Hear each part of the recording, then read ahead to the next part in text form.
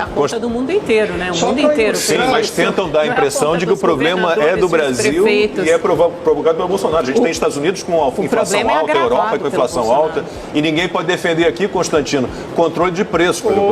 Eu tenho falado sempre isso, aquela história a economia a gente vê depois, ou depois chegou. A gente teve uma quebra da cadeia de produção, a gente tem pouquíssimos produtos disponíveis, né, no mercado, tem várias indústrias com dificuldades de matéria-prima, de componentes e, obviamente, tem uma demanda aí reprimida, as pessoas ficaram trancadas em casa há muito tempo e não tem produto, tem demanda, é inevitável que a gente tenha, neste momento, a economia está aí, ó, chegou, né, Silvio?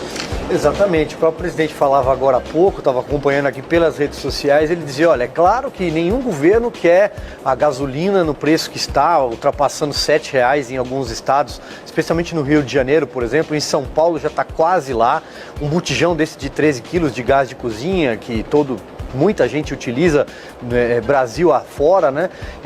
Acima de R$100, o dólar, ele fala, não, a gente queria um patamar em 4,20, 4,30, mas são os efeitos de um trancamento tão severo e tão longo, tão duradouro. Quantas vezes, né, nós aqui nesse programa não criticamos essas medidas restritivas, não só pelo aspecto da restrição à liberdade individual de ir e vir, né, de escolher, por exemplo, que tipo de produto você quer consumir. No Rio Grande do Sul havia ali até determinados produtos que não eram necessários, gôndolas, né? fechadas, gôndolas fechadas. Uma hora a conta chega, e a conta chegou.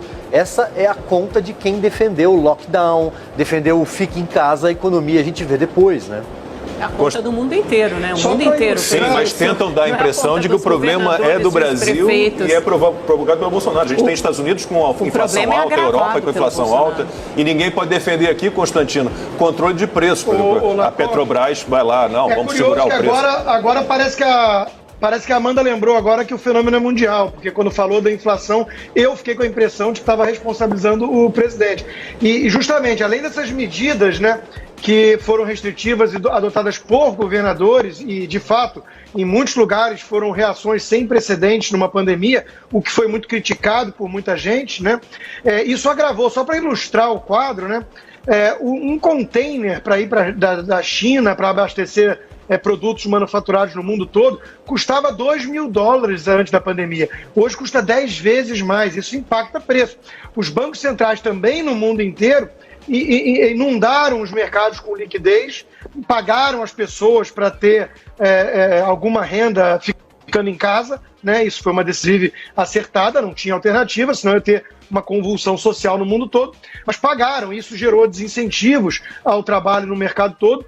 Resumo da ópera, o preço da carne, o preço da gasolina subiu no mundo inteiro. A inflação nos Estados Unidos, que historicamente é perto de 1%, 2% no máximo, está acima de 5%. Então isso vai de novo ao encontro daquilo que o deputado dizia, de que a narrativa da imprensa, da mesma que repetia economia fica para depois, era a insensibilidade do presidente falar de economia naquela época, agora essa turma só fala de economia. E pior, esquecendo que o fenômeno da inflação é global. Não é verdade, Constantino. A gente tem um problema de inflação que é de fato um fenômeno mundial. Primeiro a gente viu um boom das commodities, a quebra das cadeias produtivas, obviamente só alastrou pelo mundo, teve impacto nos Estados Unidos, teve impacto igualmente no Brasil, mas a gente tem alguns fatos que são jabuticabas tupiniquins. Por exemplo, o risco de crise fiscal, toda essa estridência, esse barulho, esse alarido na política, isso agrava o risco fiscal. A curva de juros, você conhece, você sabe disso melhor do que eu, né, bombando lá em cima, nas alturas, o real. Por que o real foi a moeda que mais se desvalorizou entre os países emergentes, muito mais do que dos nossos vizinhos? Então isso tem um componente também que é doméstico, que é um componente interno. Um componente doméstico, sim. Isso agrava, isso agrava a inflação, isso bate na inflação dólar. Isso. Exato. O precatório desde 2002 vinha sendo arrastado na justiça, decidiram por acaso esse ano mais 50 bilhões de gasto. Óbvio que isso é uma crise que tem que ser resolvida, mas, de novo, caiu um meteoro. Hoje a nossa internet hoje está... Constantino, a nossa internet hoje está complicada. Você está aí... meio descontrolado, para usar uma expressão lá da CPI. Agora acho que você acalmou. Vamos ver se você consegue concluir teu raciocínio aí. Não, eu dizia, para concluir, Lacombe, eu dizia que isso também é um fenômeno exógeno ao governo, quer dizer, os precatórios foram decididos e caiu um meteoro e tem um dilema para resolver. E do lado da tensão política, que a Amanda está certa, isso gera apreensão nos mercados, mas aí depende muito do prisma, né? Tem muita gente, como o próprio deputado vinha dizendo, que identifica como origem do problema uma certa postura de arbítrio vinda do Supremo, um clima meio golpista vindo justamente do establishment com um conluio de boa parte da imprensa militante. Isso está gerando tensão política, né? O presidente reage.